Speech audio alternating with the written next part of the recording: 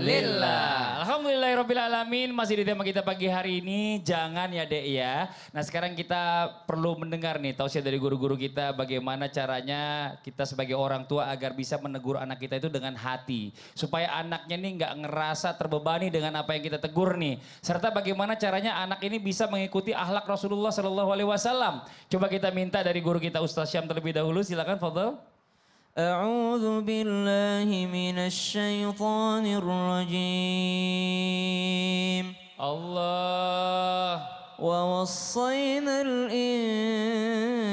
الإنسان بوالديه إحسانا حملته أمه كرها ووضعته كرها وحمله وفصاله 30 شهرا حتى إذا بلغ أشده وبلغ 40 سنة قال رب أوزعني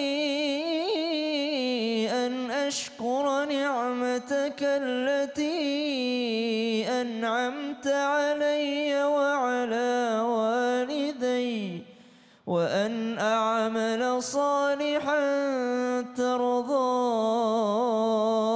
ترضاه وأصلح لي في ذريتي إني تبت إليك وإني من المسلمين.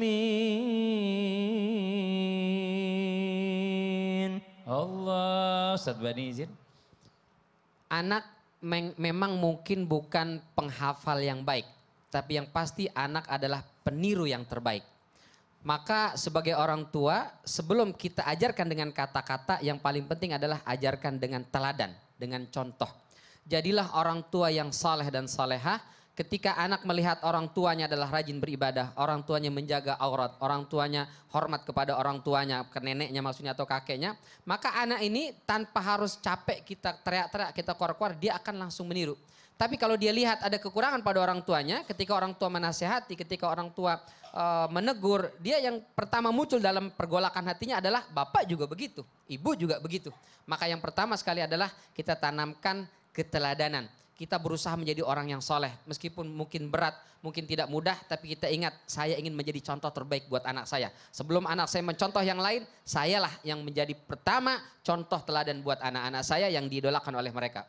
Yang kedua, jangan pernah berhenti mendoakan. Disampaikan oleh guru-guru kita tadi, Ustaz Syam, Ustaz Maulana. Jangan pernah berhenti mendoakan anak. Karena doa orang tua tembus langsung ke langit ke-7 sampai ke arsy Allah Subhanahu Wa Taala. Wabil khusus ketika anak itu sedang tertidur. Doakan dia, bacakan surat Al-Ikhlas, Al-Falaq, An-Nas, ayat kursi dan seterusnya.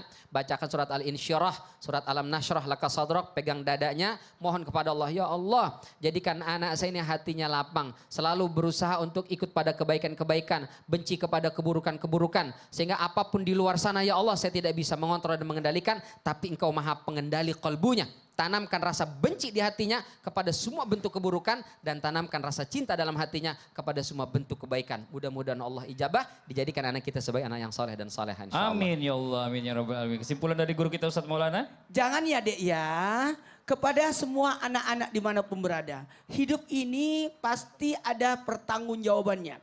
Kita dihidupkan dengan tujuan untuk menyembah Allah, untuk menjadi khalifah pengurus dan amal ma'ruf nahi mungkar. Maka seorang anak dalam hal ini harus menjaga dirinya, jaga keluarganya, jaga kemuliaannya. Dan ingat, jangan lupa nasihat Luqman kepada anaknya. Anakku, jangan mempersekutukan Allah. Anakku, jangan durhaka sama orang tua.